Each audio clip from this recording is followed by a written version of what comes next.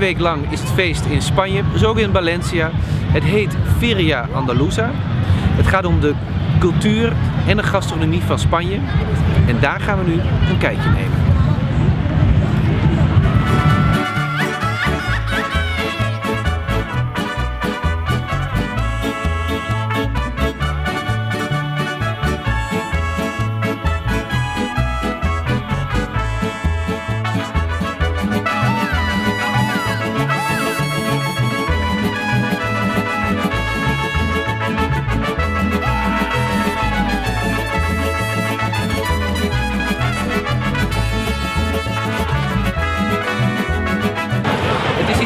Echt heel erg gezellig.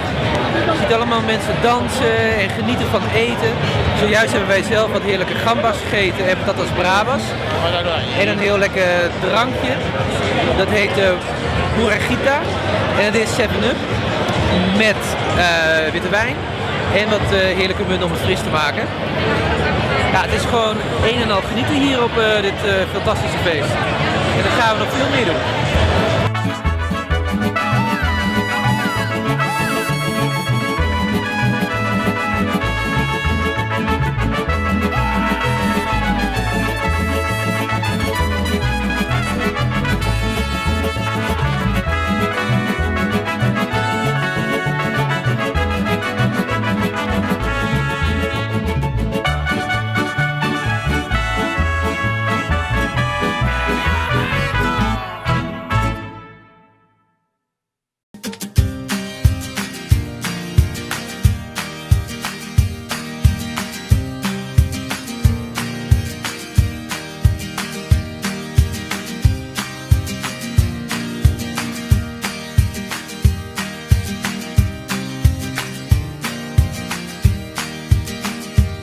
Ja, ik ben bezig met een heel leuk projectje.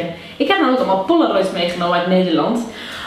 Van een hysterische kerstborrel, van de laatste werkdag van Maarten. Nou, wat heb ik hier nog meer? Oh ja, dit was onze gezellige verjaardag in Haarlem, in een kroeg. En heb ik een touw gekocht voor 90 cent bij Muy Mucho, een hele leuke woonwinkel in Valencia. En ik heb allemaal mini-knijpertjes gekocht voor €1 bij de Chinese bazaar, onze grote vriend. En nu maak ik een gezellige slinger. Want die gaan een beetje herinneringen in huis, hè. Kijk, ik kan wel alvast het eerste deel laten zien.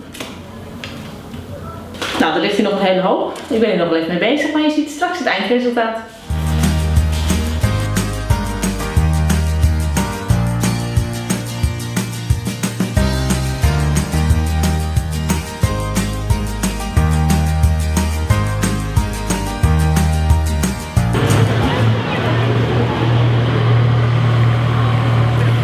Maandagavond, het is tijd voor tapas. Daar is ons huis, hier is een gezellig plein, maar daar iets verderop zit een superleuke tapasbar. We gaan lekker tapas eten.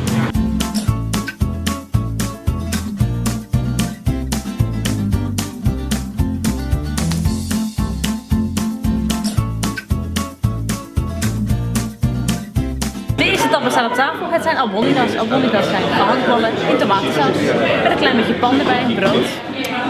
Buen approvecho. En we zijn nog niet uitgegeten natuurlijk. We hebben tigres, dat zijn een soort van verpakte garnalen. Dit is met tonijn, het tronco. Nog nooit op deze manier gegeten. En dit is wel heel spannend, dat zijn pimientos al padron. En dat is heel leuk. Dat zijn namelijk kleine pepertjes met allemaal zout over en ze zijn echt super zout. Maar ze zijn eigenlijk bijna allemaal niet heet. Maar er zitten een paar super pittige tussen en je weet niet welke. Het is eigenlijk een soort spelletje als je dat opeet.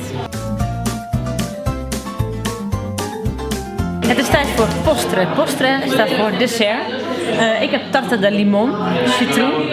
En jij, achter de camera, Maarten, jij hebt tarta de Santiago. En dat is amandeltaart. Heerlijk hoor.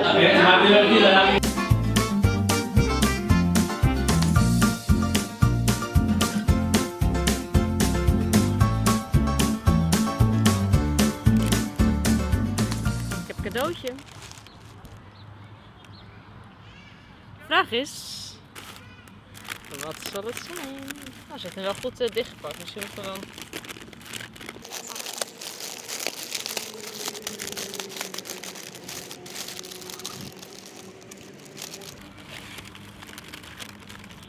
Oh mijn god. Madre mia.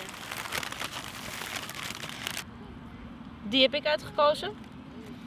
Die heb jij uitgekozen, Maarten. Ik ben heel benieuwd. Nou, ik hoef echt de rest van de dag niet meer te eten.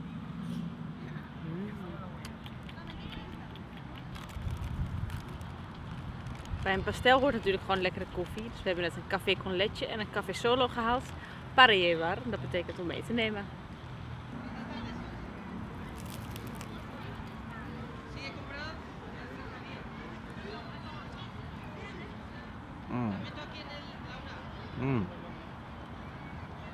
Echt heel lekker.